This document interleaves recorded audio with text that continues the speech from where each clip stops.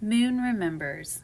When I read those words, I immediately ask myself a question. I wondered, remembers what? What does the moon remember? And since I don't have an answer right now, I think I'll write my question here on the chart next to those words. What does it remember?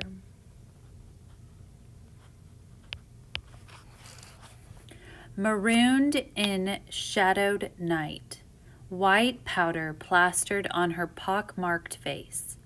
I think I'll stop here and think more carefully about the word marooned. The context, the surrounding words, they don't really help me, but I have some background knowledge about what that word means. I've heard the word marooned used to describe other situations, like when people get stuck all alone on a desert island. So here I think it means that the moon is all alone out there in space.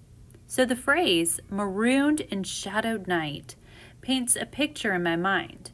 I visualize the moon suspended out there in the darkness of space, where it's cold and lonely. I'm going to write those thoughts on the poem. So shadowed night reminds me of being cold or lonely. And marooned reminds me that it means all alone out in space.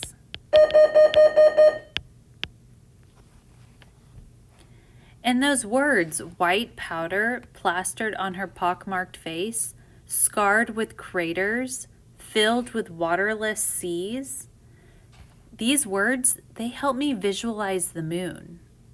I'm inferring the white powder is the dust that covers the surface of the moon. So I'm going to write that down. Dust covering moon. And her face, the moon's face, scarred with craters filled with waterless seas. The information about craters or holes on the moon's surface is really helping me understand this phrase. When we comprehend specific words and vocabulary, that helps our understanding of the text as a whole. Okay, let's come back together and read a little more. She thinks back to the eagle, to the flight of men from Earth. Oh, now I get it. If she's thinking back, it means she remembers. She remembers the eagle and the men walking on the moon.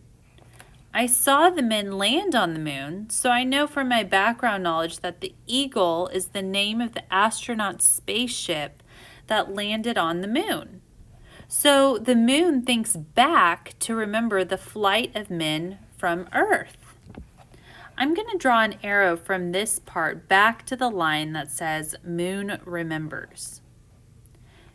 So let's see, she thinks back, and this is what she remembers. I get it.